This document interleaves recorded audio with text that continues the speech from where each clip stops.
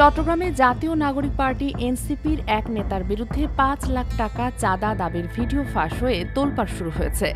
অভিযুক্ত নেতা নিজামুদ্দিন, যিনি দলের নগর শাখার যুগ্ম সমন্বয়কারী। অভিযোগ, বন্দর কেন্দ্রিক আন্দোলন দমাতে এই চাঁদা চাওয়া হয়। রোববার সন্ধ্যায় ১.৫ মিনিটের ভিডিওটি ফেসবুকে ভাইরাল হয়। আপলোড করেন বৈষম্য বিরোধী ছাত্র আন্দোলনের চট্টগ্রাম নগর শাখার সাবেক যুগ্ম সদস্য সচিব রাহাদুল ইসলাম। তিনি লিখেছেন, সাইব পাওয়ার টেক বিরোধী আন্দোলন দমন করতে গিয়ে নিজামুদ্দিন ৫ লাখ টাকা আত্মসাৎ করেছেন। তার ভাষায়, এটি শুধু দুর্নীতি নয়, ছাত্র জনতার বিশ্বাসের সঙ্গে সরাসরি বিশ্বাসঘাতকতা। ভিডিওতে দেখা যায় মেসেঞ্জারে কথা বলছেন নিজামুদ্দিন ও আফতাব হোসেন রিফাত নামে এক ব্যক্তি। কথোপকথনে আফতাব জানান তিনি ৫ লাখ টাকা দিয়েছেন। জবাবে নিজাম বলেন, আরও ৫ লাখ টাকা নেওয়া যায় কিনা দেখো, চাপ দিয়ে নিতে পারলে রোহান ও মীরদের কিছু দিয়ে আন্দোলন বন্ধ করে দেওয়া হবে।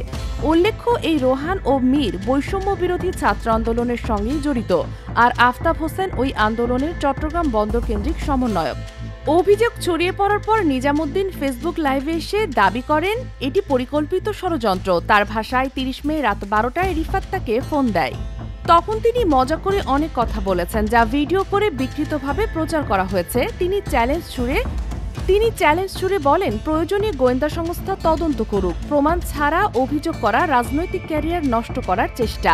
এটাই প্রথমবার নয়, এর আগেও তার বিরুদ্ধে ২ কোটি টাকা চাঁদা না পেয়ে এক নারীর স্বামীকে মিথ্যা মামলায় ফাঁসানোর অভিযোগ উঠেছিল।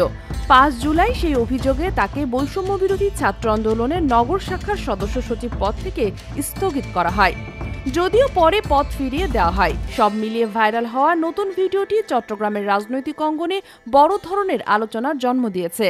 এখন সবার চোখ সুষ্ঠু তদন্তের দিকে।